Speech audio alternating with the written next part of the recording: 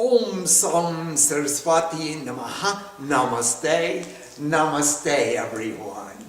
I would love for us to begin by looking at the picture on the cover of our book or on our app. And you know, I found this lady and she was staring at me and I just stared back at her and I fell in love at first sight. So I bought a stack of pictures. I bought every picture in the store and I took them with me as I roamed around India. I put this picture on the altar of every temple that I worshipped in. And I did the puja, and then I read the Chandi, and I stayed a while, and I meditated, and I roamed, and I roamed, and I roamed. And one day, Sri Ma walked into my life. And as Providence would have it, I followed her to the next temple. And there was the same picture sitting on the altar. And I followed her to the next temple, and we went from house to house and temple to temple, and wherever we went, where she took me, there was the same picture. Because she took this same lady and put it on the altar of every temple where she did puja. Well, when we got tired of visiting all of her friends and devotees, we went to the temples that I loved, and there was the same picture.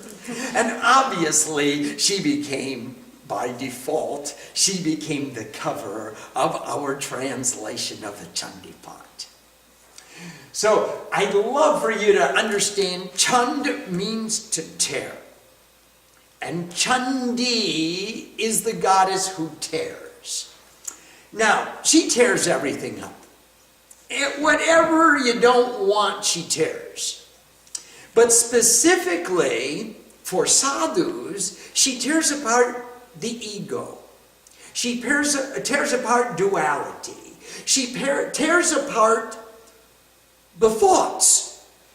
Because the gods are the forces of unity and cohesion, and they are the energies and the consciousness which brings us to the realization of perfect unity. And the asuras are the things that keep us away from that. Mostly they translate into Nam and Rup. Rup means form. Now every form that we can name has a name. And Nam and Rup means name and form, and those come to us in the subtle body as thoughts. Wherever you see a form, you try to find the name that goes with it. Like that's a Parvati, and that's a Kanta, and that's a Ruth, and that's a Pratibha. That's light, and these are devotees.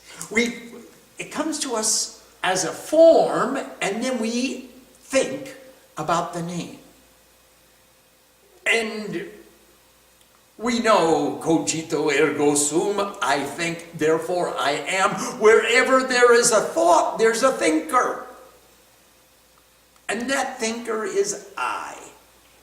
And I, the thinker, is a little bit different from I am one with Shiva. I am one with God. Shiva aham brahmasmi. So the meaning of Chandi is the goddess, the energy which tears apart duality, she tears apart thought, she tears apart all the obstructions to the perfection of unity. And so Chandi Path means the path, the recitation, which invokes the goddess, she who tears apart whatever you don't want. Negativities, thoughts, duality, asuras, any way you want to say it. Also known as the Durga Saptashati. Durgam means confusion, difficulties, obstacles. Durga removes the Durgam. And Saptashati means 700. The 700, and they're not really verses. 700 oblations. 700 ohutis, 700 times opportunities to place our duality into the unity and make one big illumination. So the Durga Saptashati, the 700, we called it verses, but they're not really verses. They're 700 oblations, and I think I made it in the book called Pronunciation and the Chandi Shamputs. I went through, I believe there are 84 uvachas. There are 56 namastasyas. There are 112, if I remember correctly, half verses. And so these are all oblations. And altogether, they make up the 700 oblations in praise of she who removes all the difficulties, or Durga Saptashati. And it's also known as the Devi Mahatmyam. Mahatmyam. It means the greatness. How great is this goddess? She's fabulous. She's a number 10. Why number 10? Well, because that's as good as it gets. Number 1. Oh, okay. So on page 2, I was writing this, and I was chanting this, and I was carrying this book around India with me. And wherever I went and I met any kind of a sadhu, I would say, can you tell me about this book? Can you tell me about this verse? Can you tell me, how do I apply this knowledge in my life? Why is this useful to me? What does it mean? How do I use it? How could I change my life? And I heard some whoppers. And I heard a lot of nonsense. But every now and then, somebody said something of value, and I immediately took out my pen and paper and wrote it down. And 9 out of the 10 guys who saw me writing down what they were saying said, look how famous I am. People come from America to write down what I say. And then I sort of grabbed that up in a ball and put it in my pocket. But every now and then I met a luminous being who was doing the sadhana, and doing the tapasya, and walking the walk and living the life. Because I realized very early on, for me, the spiritual practices were only important so far as they could inspire me and train me and discipline me to lead a spiritual life. I didn't want to just memorize practices. I wasn't trying to become a Brahmin. I wasn't trying to become a pujari. I didn't want to become a priest. I wasn't looking for a new profession. I was looking for a new way of looking at life. So I studied Chandi through the lens, through the purview of how can I make a spiritual life incorporating these principles. Obviously, my guru, my guru was an inspiration. He was a Chandi Upashak, and he used to sit down and sing the Chandi most of the day. After he did something very similar to the cosmic puja, he would sit down and chant the Chandi. Well, this was a verse that came to me in English as I was studying the Chandi, and it was the goddess speaking to me. She said, I dance. And all that you perceive are its manifestations. Everything in the world is my dance. Every phenomena that you perceive is my dance. If you like, you can watch me dance. Or if you like, you can make me stop. So if you want to see me dance, go ahead and watch. You'll see that everything is the manifestation of the goddess in action. Or if you want to make her stop, everything stops. You see the stage of consciousness upon which the goddess dances. He who can make me stop, I make him a seer. He becomes a rishi. Ra plus ish, iti rishi. Ish means to perceive. Ra means again, he sees like Ishwar sees. He becomes a rishi. Just without limitation.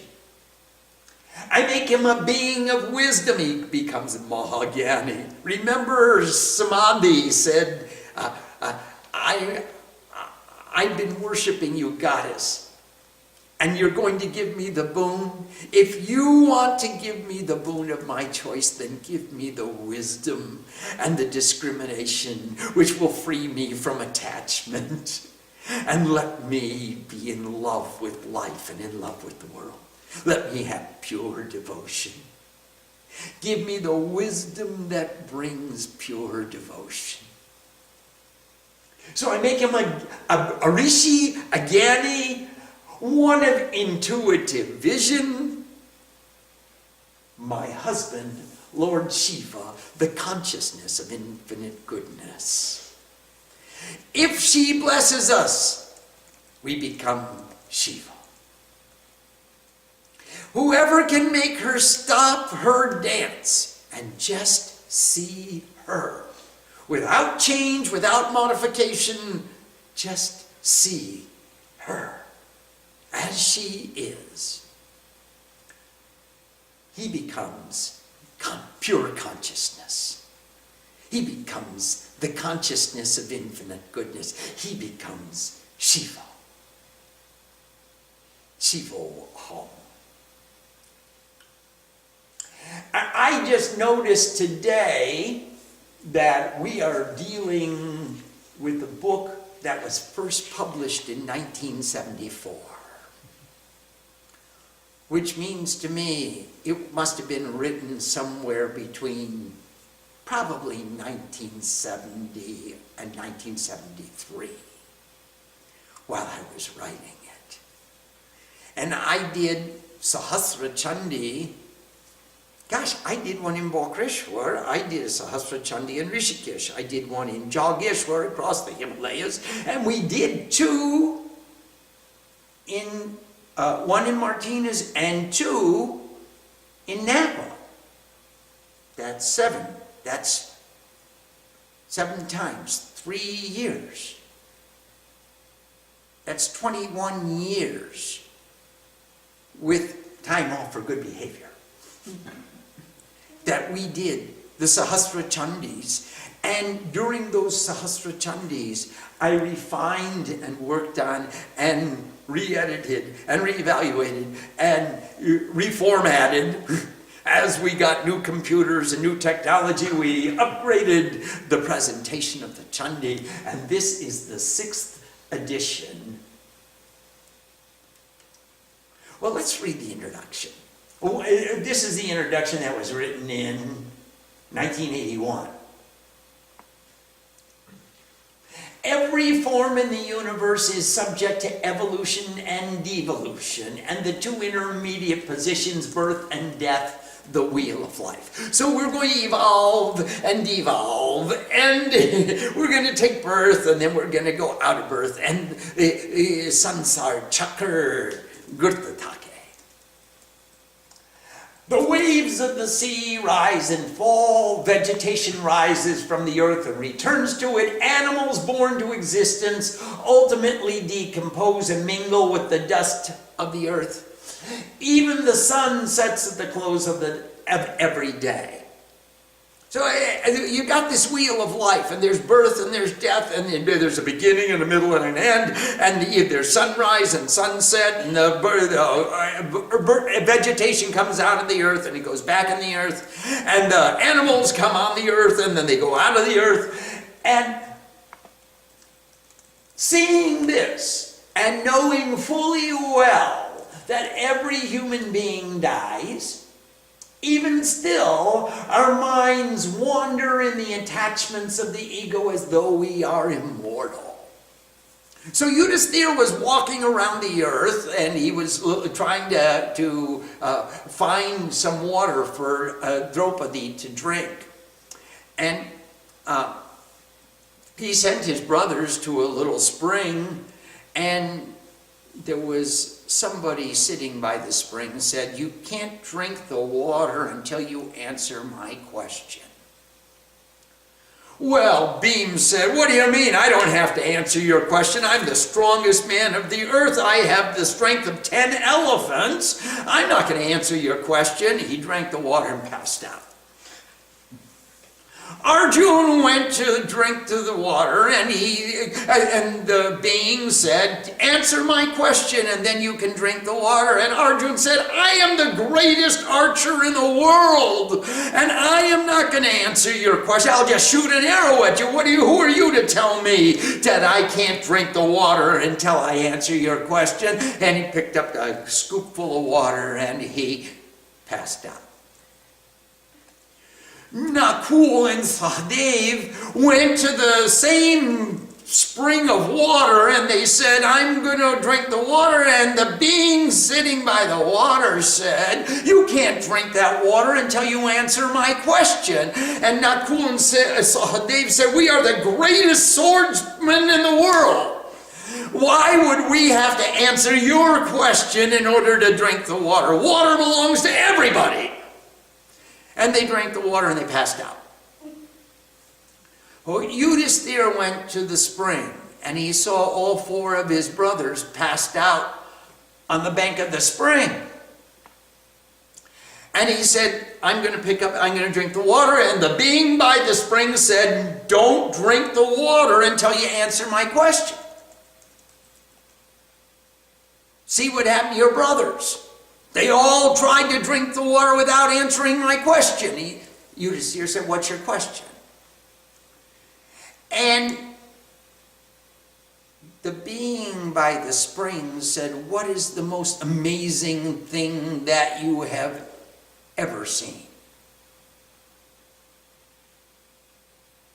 And Yudhisthira said, "I've seen that man after man dies. And everybody who's living lives like they're never going to die. The most amazing thing." And of course, the being by the spring said, "Drink the water." Even still, our minds wander in the attachments of the ego as though we were immortal. What is this delusion of ego, this ignorance of attachment that binds our every thought and action? What are these dreams and illusions to which we are so bound? We adorn our bodies as though they were never subject to decay, and cling to relationships with people and things as though they are the substance of our very existence. We eat when we're not hungry. We kill when we don't need food. And we copulate out of season. We intoxicate ourselves to forgetfulness, take tobacco and drugs even when we know it is injurious to our health. And we drive our cars as though there are no statistics of traffic fatalities. I mean, we live like there's no tomorrow. Death is never going to approach me. We are the invincibles. Or so we think. Our actions betray us. We see a new desire take birth with every perception, helplessly watch it grow until it becomes an obsession, regulating our every action. When we see something we want, all we can think about is what we want. How am I going to get it? Forget about the rest of the world. As one possessed, we see morality and convention, even common sense, yield to the ethics of convenience in which we can rationalize any behavior that brings success. Can't we?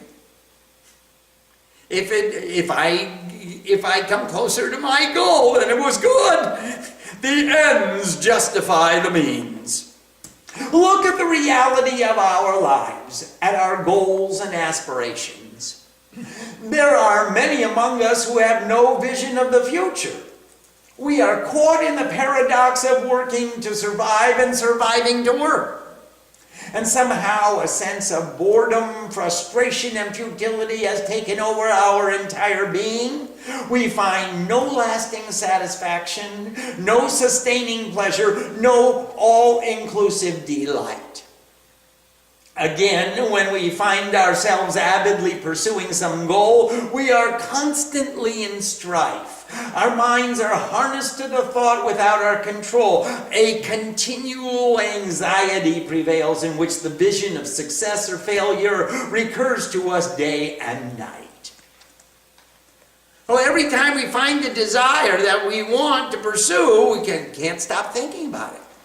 No matter how we try and say, okay, well, I already rehearsed that tale, still the thought comes to us again and again. Oh, look at these thoughts. How many of them bear significance in the cosmic reality? How many of them are such transient and petty desires that we ourselves can't remember them even after a few hours or a few days, let alone in the context of the history of civilizations, or the evolution of humankind, or the origin of the universe? Most of my thoughts are a lot more petty than that. What delusion has possessed us, and how do we go about purifying the ego so as to get rid of this bondage so we can maintain our divine perception as gods and goddesses in the garden of bliss? In the Durga Saptashati, Mother shows us how to do just that. Give them all to her. The continual recitation of this book is designed to accomplish this. Every character mentioned in this book is within us. The forces that impel us to realize our own divinity, filling our lives with love and joy and a sense of meaningful purpose, as well as the forces that incline to diminish that perception. In the case of the enemies of the gods, that's the Asuras, anti-gods, enemies of the gods, which has been rendered as thoughts. Primarily, the root-wise meanings of the words have been employed. So whatever the root was in Sanskrit, that's how we defined it in English, and we took that definition all the way throughout. So every time that Ashura's name came, we used the English equivalent. Asuras in Vedic usage is an epithet of both the gods and their enemies, and the Asuras alike. It means variously spiritual, incorporeal, divine, a good spirit, or an evil spirit, an opponent of the gods. In the Puranic literature, it is almost exclusively in the latter sense that the term is used. So just as the gods or devas are the forces of clear perception, deep means to shine, deva, the shining ones, the illuminated beings, the gods, the portions of supreme divinity, which manifest as illuminated beings. Well, they are the forces of clear perception. Their opponents must be those that obscure clear perception, self-centered, egotistical thoughts. In the case of the devas, the Vedic tradition has been applied almost exclusively So what's the Vedic tradition? I mean, Varuna is the lord of waters. The waters are always in equilibrium. There's always imbalance. No matter how you hold it, they're always level. Level with me, will you, Varuna? Vayu is the wind. He's unchecked. He goes wherever he wants. Agni is the light of purification. You use him to purify whatever you want to purify. The sun, Surya, is the light of wisdom, and the moon is the light of devotion, and these are the Vedic usages of these terms. With the exception of the creative, maintaining, and dissolving capacities, which are the Puranic conceptions of Brahma, Vishnu, and Shiva. The symbolism of the weapons of war has been defined from a consensus of oral traditions combined with the available scriptural references in the Tantras. So it is the qualities and characteristics of spiritual discipline symbolized in these words that are relevant, more so than the question of with which physical weapon did she strike. Hence, these words will take significance in the individual meditations of the seeker, and their definitions will change with growth, development, progress along the path. For example, Krishna says to Arjuna, take the sword of wisdom and cut the doubts born of ignorance. Well, now we know that this sword stands for wisdom, the wisdom that cuts the doubt, the wisdom that is a light to illuminate the darkness of doubt, the darkness of not knowing what's going to happen, the darkness of ignorance. All of these implements of war, the net of unity, the bell of continuous tone, the bow of determination, the arrow of one-pointed focus, the trishul of unity of all the threes, all these weapons in her hands are tools with which we are going to cut down our asuras. This principle is even more true of the goddess, the mother of the universe. In one sense, she resides in the image, the photo, or the idol of worship. In Sthul Sarir, in the gross body, on the lower level. She is an idol. She is the symbol. She is the depiction of the perfect goddess. She's a handy lady to have around. She's got lots of arms. She's got lots of feet. She dances like crazy. She got 10 heads and 10 arms and 10 feet. And she can do everything and see everywhere. And still, she is Mother Nature dancing on the stage of consciousness. In another application, she is manifested in the physical body of the worshiper.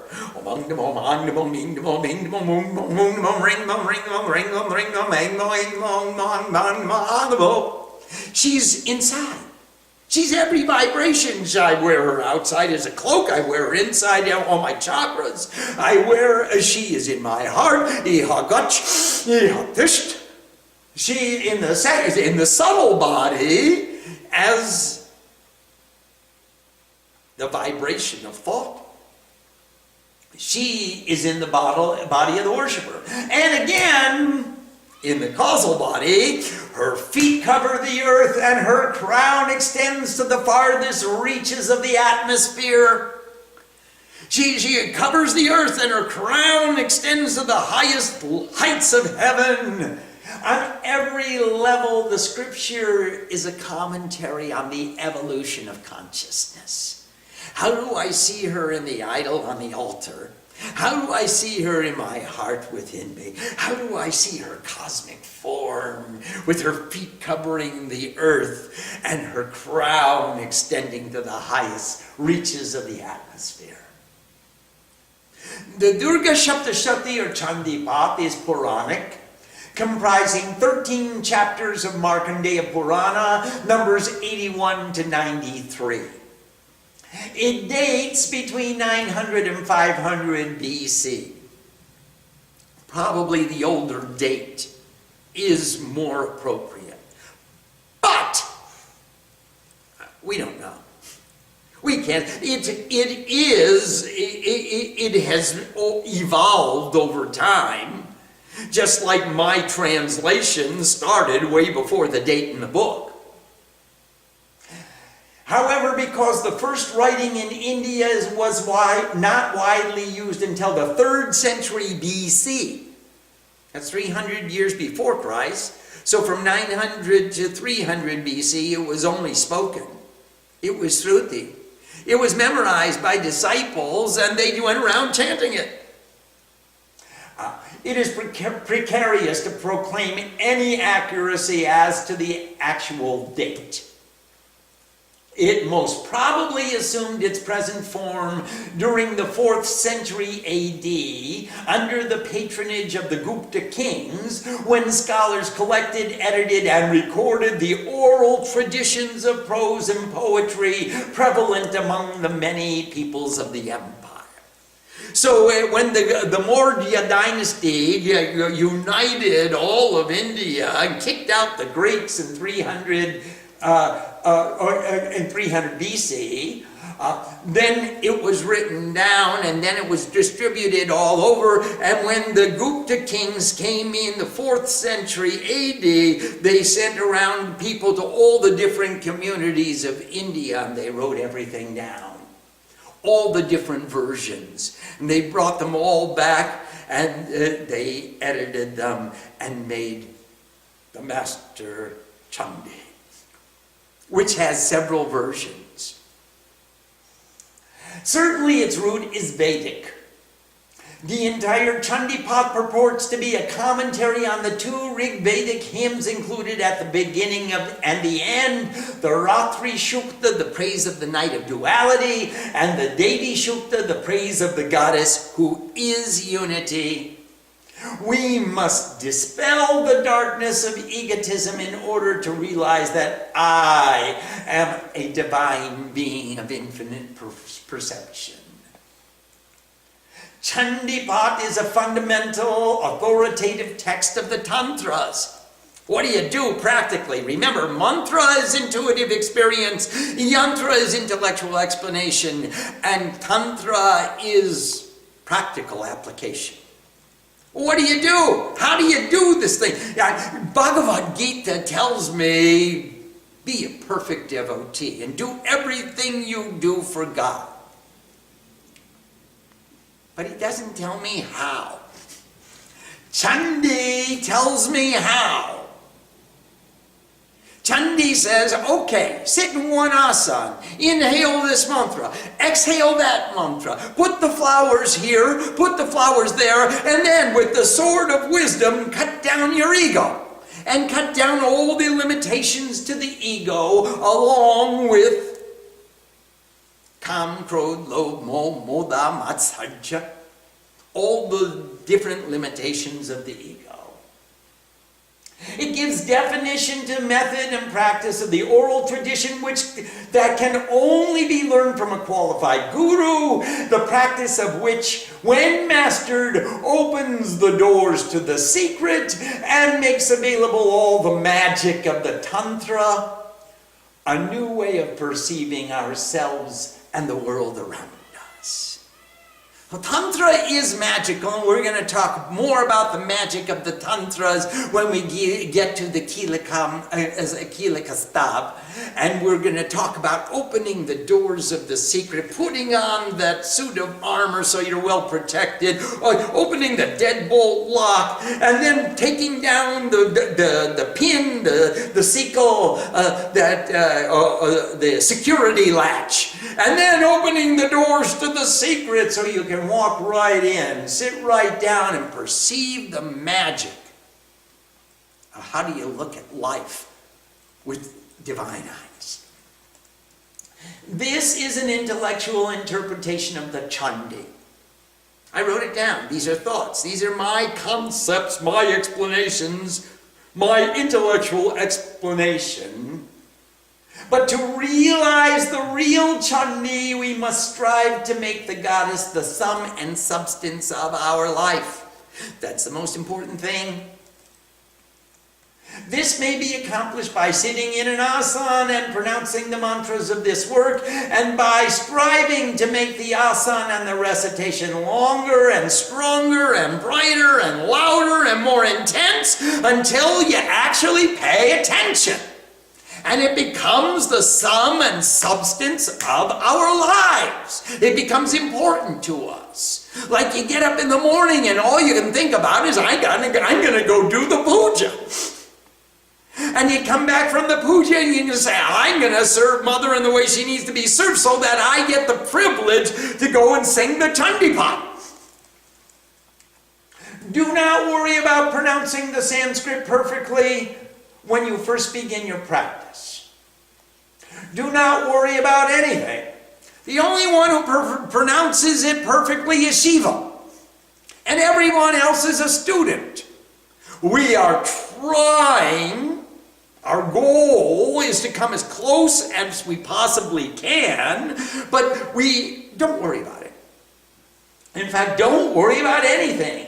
If you study this and other translations or commentaries, and you devotedly recite, study the philosophy, study the history, learn the context and the culture and the environment in which it was revealed and explained and passed on, and why they did it that way, and study, Chandi will become known to you. It's a realization, it's not an acquisition.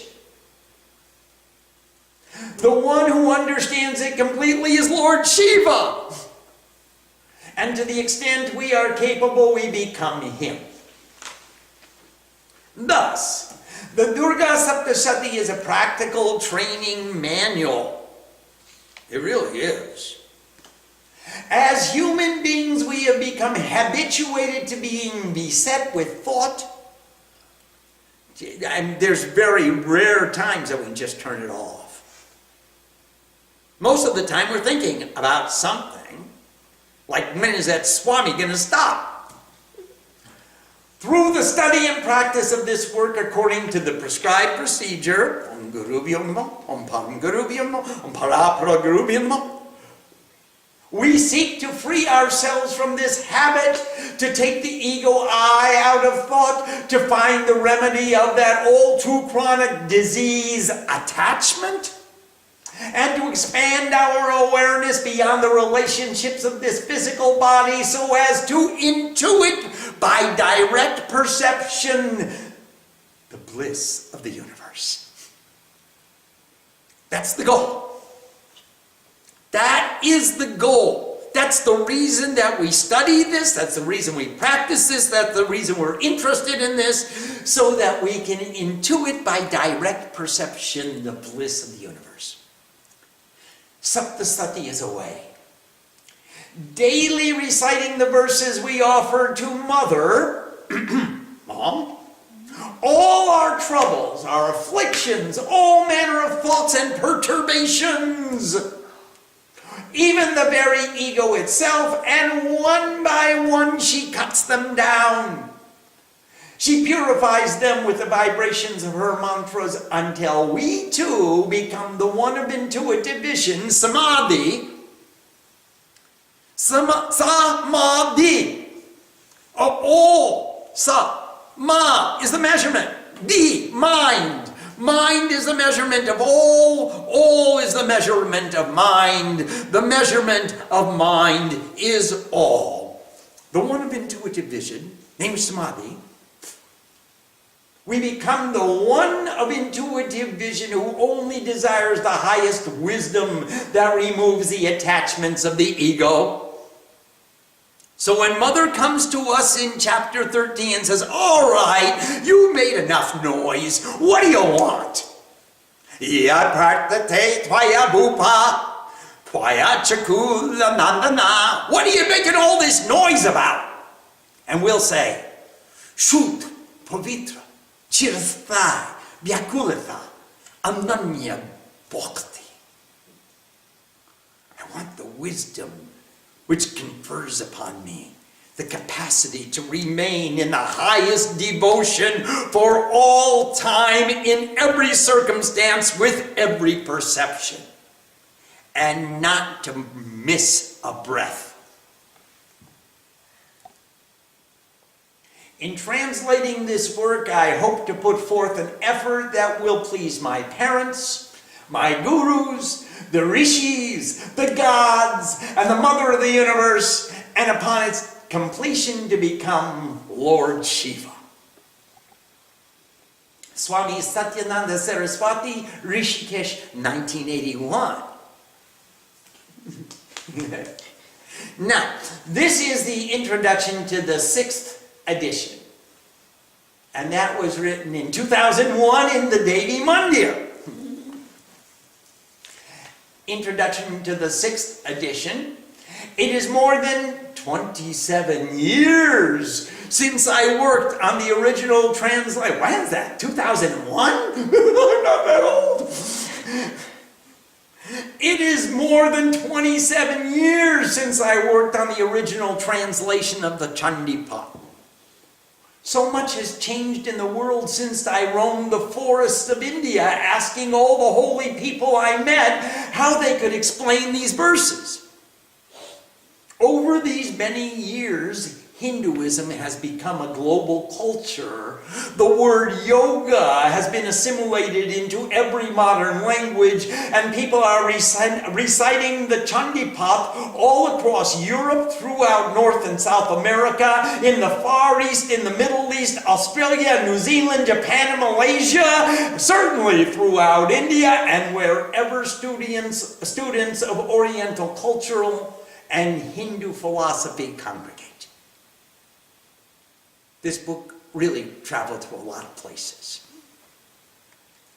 There were a few areas which needed to be updated from the original translation. Many students complained that I often wrote in Indian English, which is no doubt a dialect significantly different from Americanese. And having lived in India so long, it was impossible to remember what proper American English was supposed to sound like. And therefore, this new edition has tried to edit out many of those uncomfortable usages. That is, I wanted to speak. There's only two possibilities when you translate. Either you're faithful to the original language, or you're faithful to the target language. Well, my original translation was faithful to the original.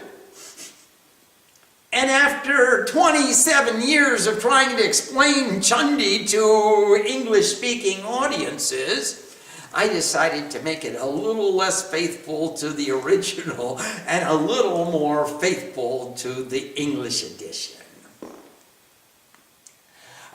Also, the scripture has always been just as applicable to women as to men. Yeah, it's not about boys and girls. However, the grammar followed the cultural traditions that suggest that men performed the tapasya and women provided support, nourishment, and enabled the discipline. Whether or not this may have been true in ancient times, it is no longer applicable to the present circumstances, all you women's livers. So I tried to make everything as neuter gender as possible, saying that whoever instead of he, or in other ways, I tried to make it applicable to both boys and girls. Whether, both males and females have an equal right and authority to pray to God. This is, without a doubt, the substance of our philosophy. It pertains to everyone. It is gender neutral. We do not discriminate because of race, because of color, because of creed, because of birth, because of anything. If you can do it, you can do it. If you want to do it, you can try. If you try, you will succeed. And it doesn't matter if you're a boy or a girl or a little of each. Everyone everyone has the equal right and authority to pray to God. And this has been rectified in this current translation, which now remains neutral in matters of gender, except for the obvious references to the gods and goddesses. I didn't make goddesses boys. I let them stay as girls. Punctuation has been applied in a much more liberal dosage, and it is a delightful discovery. It is a delight to discover people who get paid by the comma. Many of my English professor friends who went through my translation, they charged me for each comma that they put. So you can see that it is well punctuated. We hope that the additional ink on the paper will make this edition much more readable and discernible, although it is still a translation of a work which precedes Christianity by at least 1,000 years or more. But most important is the goddess, the Divine Mother, who has remained with me all these years. She's still here. Her presence in my life is increasingly more vibrant and more tangible. The famous proverb reminds us that love is such a commodity, the more you give it away, the more it will grow. I always remember that Samadhi, pure intuitive vision, as he is called in the story, asked for the boon of eternal devotion to the Divine Mother, along with the wisdom which removes the attachment of egotism and possession. After she granted him that boon, he constantly traveled the world and set up altars to the Divine Mother and put her picture on the altar and put a book there. And he taught people the joy of submerging ourselves into the worship of divinity. These last so many years we have been doing something similar by circumambulating the globe and translating the methods of worship into many languages. It is our absolute delight that because of these efforts, the Chandi Path is being recited by many people in many lands, and the pujas are being performed with sincerity, regularity, and a degree of efficiency which will make every devotee proud. After all, that is the meaning of a sadhu. I want to thank Nanda Dhanyavad, whose knowledge of English is exemplary, and Vitalananda, whose knowledge of computers is exact, and Srima and the entire Devi Mandir family, who have worked so hard to point me in the right direction, in spite of myself, and to offer support. I only pray that all of these efforts bring about a world filled with devotees who respect each other because of their love for God. And that was Swami Satyananda Saraswati Devi Mandir, Napa, California, 2001. And that was this last edition. That was the last time we revised Chandi. And this time we did Ganga Snana. So great. Om Sam Saraswati Namaha, and that takes care of our bhumika, that takes care of our introduction and prefaces, and we are ready to begin the worship.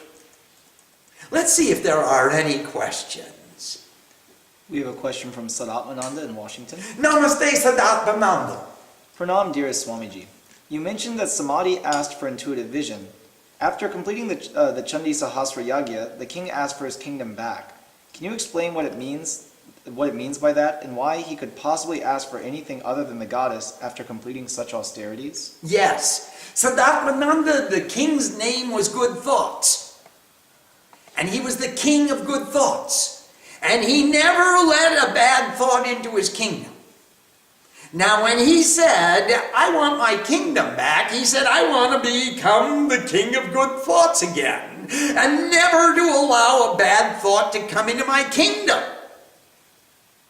And the goddess said, Tathastu. You will remain the king of good thoughts, and you will never have a bad thought. And Samadhi, his name was Samadhi. pure intuitive vision. He said, I just want the wisdom to remain who I am. I am pure intuitive vision. Give me the wisdom to remain full of devotion all the time so I can maintain pure intuitive vision. Please. We have a question from Chandana in Antep, Turkey. Antep, Turkey, namaste. Chandana, please take blessings and surround yourself with light. We are giving you a kavach, a suit of armor, so that no bad vibration can possibly come into your kingdom. For non-beloved Swamiji, can you talk about the value of continuing sadhana under suboptimal conditions? Absolutely. We don't want to just meditate when we're alone under a tree in the Himalayas. You will enjoy that privilege from time to time, but there are other times where you will be required to act and interact with other people in other places, in circumstances and environments that you cannot control. I had wandered in the Himalayas for 3 years with my guru. And we did everyday Chandi. And then we got on a train, and after a couple of days of rocking and rolling, we got down first thing in the morning at Howrah Station in Calcutta. And we got to the most crowded, most noisy, most obnoxious place on the railway platform. And my guru said, it's morning, let's chant the Chandi. So we sat down right by the gate where people were going out. And the coolies were spitting, and people were shouting, and people were shoving, and people were yelling, and all kinds of activities were going on. I said, Guruji, are you out of your mind? We've just come from the Himalayas for 3 years. All we did was enjoy the bliss and solitude of nature and chanted the Chandi in the most optimum circumstances, and now here we are in this railway station at the platform with everybody making noise and in a hurry and disrespecting us. We're in their way. Why? He said to me, anyone can meditate in the optimum environment. Now a sadhu becomes so efficient that he or she has practiced to make every environment optimum. You can become one with the optimal environment just because you sit down there. You see, when Srima goes to San Francisco, people just gravitate towards her. She goes there with bags of prasad and full of blessings, and everyone comes and says, I love your cloth. I love the colors that you're wearing. She carries herself as a great ascetic. She carries the optimal environment with her. If you practice only in the optimum environment, you will become a servant of circumstances. You will be required, you will become habituated to responding to when you're not in the optimal environment. So you want to practice your practices in every environment because the whole world is yours. And that's why we will not always seek the optimal environment, but sometimes wherever we are at the time of sadhana, that's the time to sit down and do your practice. We have a question from both Dan and Lori. They have the same question. Namaste, Dan and Lori, with the same question. Where in Rishikesh did you perform the Sahasra Chandi Yagya? In Mayakund. It's at People Gut in Mayakund. You go there and you ask anyone. I think they still know me. We have a question from Sharanya in Walnut Creek. Namaste, Sharanya. Pranam, on the quote that you have on the first page, what does it mean to make the Divine Mother stop dancing? How does one make that happen? When we are so still inside that we are not perceiving the changes, we are only perceiving the equanimity, the equilibrium. We become liberated in that perception, and no longer does she dance. She just stops. When we are so full of devotion that we can't think of any second thought, there's no duality, then all movement ceases. We have a question from Koshiki in Canada. Namaste, Koshiki Ma. In what form should we visualize and worship Chandi? You can start with the cover. And if you don't like the cover, then put a picture of Sri Ma there. I'll pray for cover. I'll pray for Sri Ma. Yes, please. So a follow-up question to when you said when it comes to be the time to sadhana, to do sadhana to make it the optimal place. Yes. What if there's people around, and especially in this country, and they're not used to seeing this type of thing? How do we?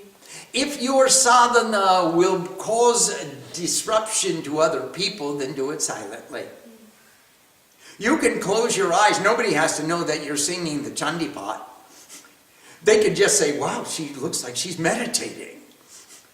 But inside, you know you're actually doing puja. Inside, nobody has to know what's going on inside. You know that. They can only see the outside. They said, that lady's not chanting Chandi. She's not doing puja. She's meditating. That's cool. That's no disturbance. So you don't have to do it as loudly as some of us brash braggarts do with a loud mouth. We have a question from Sadhana Shakti in Seattle. Namaste, Sadhana. Pranam, if there is resistance when chanting the Chandi, is this simply the asuras running from the light of purification? Yes! In fact, in chapters 2 and 3, when they hear the sound of her bell, they grab their ears and say, stop! Stop that noise! I can't stand to listen to the sound of purity! I can't stand to hear all those mantras being chanted! Stop all that chanting! But we will defeat them with the force of our sankalpa sadhana. We say, you guys can get up and run away if you want, but I'm not moving my knees. I can't control my mind, but I can promise I'm not going to move my knees. And that's what your asana will do for you. Your asana will say, well, how far can you go? I can't move my knees. Yes, please. We have a question from Ramya in Bangalore. Namaste, Ramya. How is it possible to feel Mother's presence all the time within us, in each and every action, thought, and word? That's only comes from grace.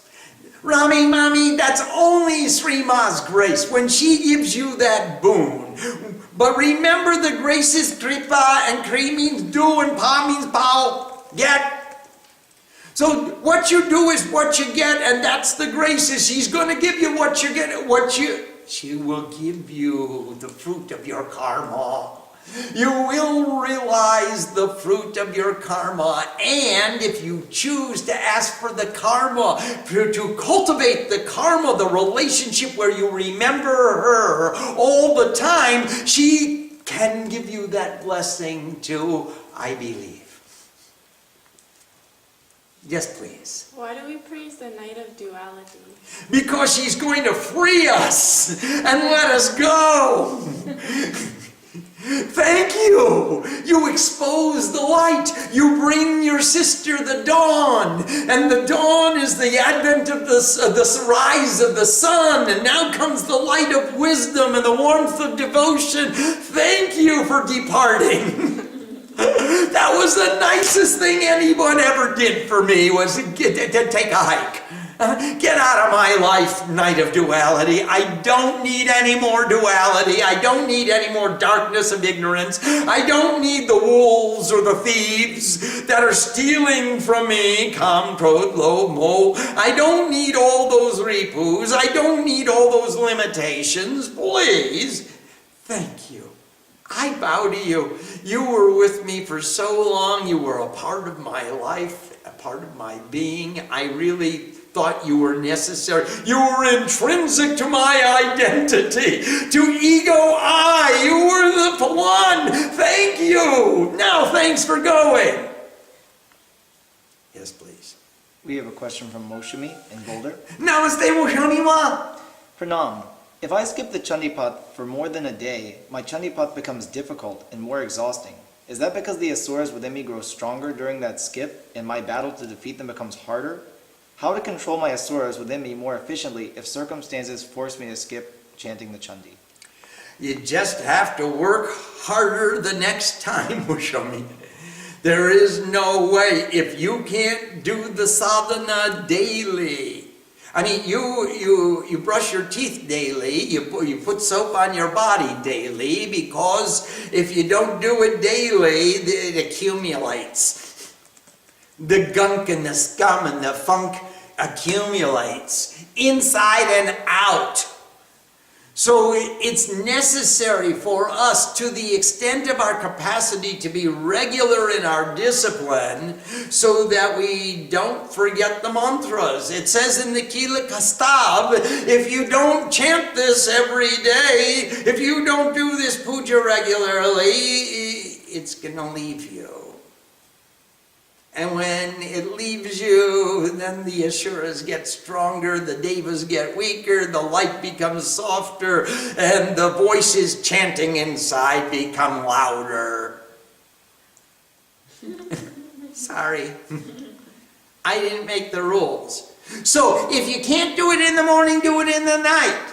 If you can't do it in the night, do it in the midnight. If you can't do it at midnight, do it in the first thing in the morning. Do it at 3 o'clock, do it at 2 o'clock, do it whenever you get up. But do it. If you can't do it all, do a portion. If you can't do a portion, do 1 chapter. Do it willpower. Do it with willpower. I will do it. Please. We have a question from Elise. Namaste, Elise.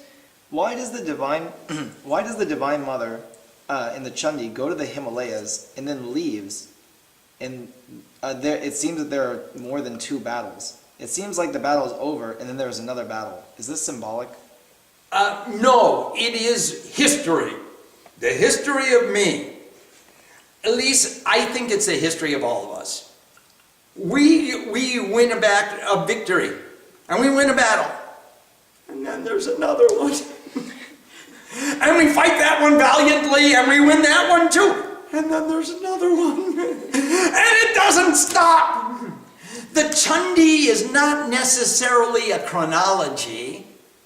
You're going to win the battle in the first chapter, and you're going to win the battle in the 2nd episode, and you're going to win the battle in the 3rd episode. No, they're all going on all the time. And they don't stop. If you take a breath without saying the name of God, you just got beaten by an asura. Every time you take a breath without thinking the name of God, you just got wounded by another asura. And it goes on, as it says in the text, with the regularity of a water wheel, meaning it doesn't stop. It's ananya, chirasthai, vyakulata. It's going, ongoing, infinite, beyond conception. It just keeps going. We have a question from Joseph in Illinois. Namaste, Joseph. You once said that 1 recitation of the Chandi is equal to 1 year of puja, but we should do puja first. How do we do Chandi puja? Well, start out small with the Durga Puja beginners, and then move to the intermediate puja, which contains an intermediate Durga Pujas, and then move to the advanced puja, which is the cosmic puja, and then do the Chandi Path. So yeah, build. Even these introductory mantras consist of a small puja. You're offering Deepam, Dupam, Aratrikam, Pushpam, Patram, Pushpam, Toyam, Phalam, Yome Bhatya Prakachati. You're going to offer at least 4 articles.